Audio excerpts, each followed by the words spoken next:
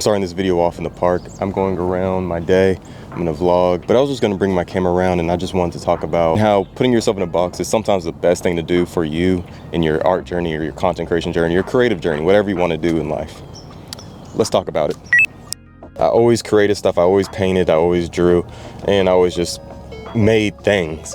The first time somebody called me a content creator was in one of my first jobs ever. So I went to school to be a graphic designer, and that's what I was. I was a graphic designer and I wanted to be a creative director. In my probably second year of working at that advertising agency, they changed my title to content creator. And I was like, what does that mean? Like, I don't want to be a content creator. I want to, be a graphic designer, art director, then creative director. YouTube got really big. Like Peter McKinnon, Matty Hapoya, they were at their prime. This was back in like 2018, 19. That's what a content creator was back then. They were content creators. They made stuff on YouTube. That's what I associated with. But my boss said, you are now a content creator, me and along with this other guy. I had an ego when it came to titles because this was around the time I was also freelancing and I wanted to become a cinematographer.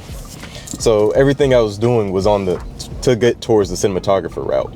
And I actually became a cinematographer. I mean, that really means whatever you want it to mean, but like I filmed documentaries, short films, I did a ton of music videos, and I became a person that people reach out to shoot their projects. So in a sense, my plan worked by calling myself a cinematographer, but what it did was stunt my growth in things. Man, I'm so out of practice of filming in public. Like, I have so much social anxiety, like it's crazy. I don't know what happened, but I used to be a pretty outgoing person. I used to even be able to film in public and not care, but something over the years of not doing it, I completely get in my head and I get extremely self-conscious. It's crazy. When they called me a content creator at work, I didn't like that. My boss, the creative director at the agency, saw the times changing.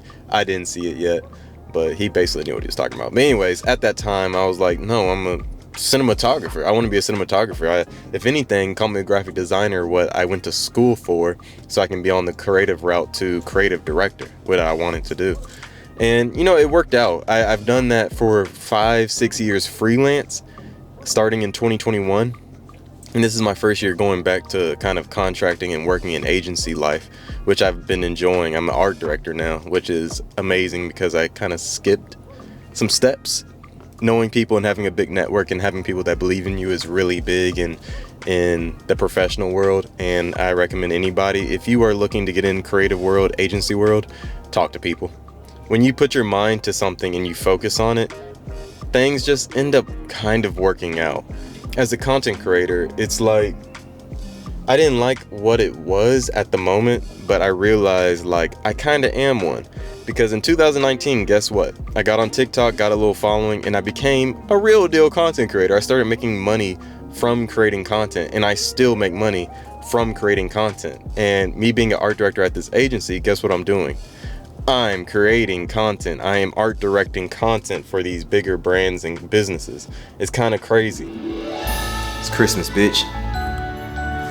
Wearing many hats and categorizing yourself before somebody else categorizes you is the best way to move about as a creative generalist. I was known as the videographer. I was cinematographer. Then I was the music video guy. Now I'm an art director. I was a graphic designer. And depending on what social setting I was in, I'll use one of those words to describe myself.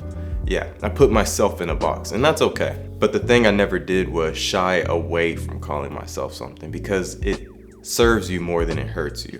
But the main thing is, once you start putting things out and you start putting your work and your visuals into the world, start claiming titles for yourself. Even if you're a generalist like me and have done a bunch of different things, think about where you're going, have an elevator pitch of what you're gonna call yourself and what you do, and just do it. You know what I mean? I know when I need to be boxed in.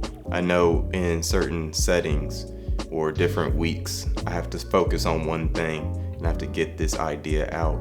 So that week, I might be a photographer because I have to have my photography brain on. But when I'm working at this contract where I'm an art director, I have to have my graphic design and content creator brain on.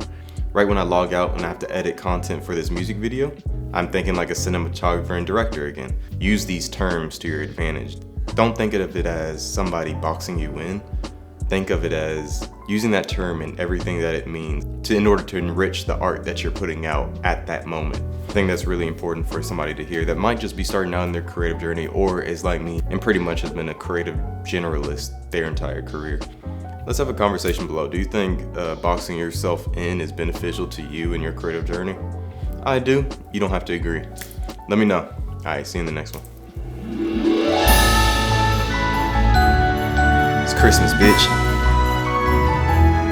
It's Christmas, bitch.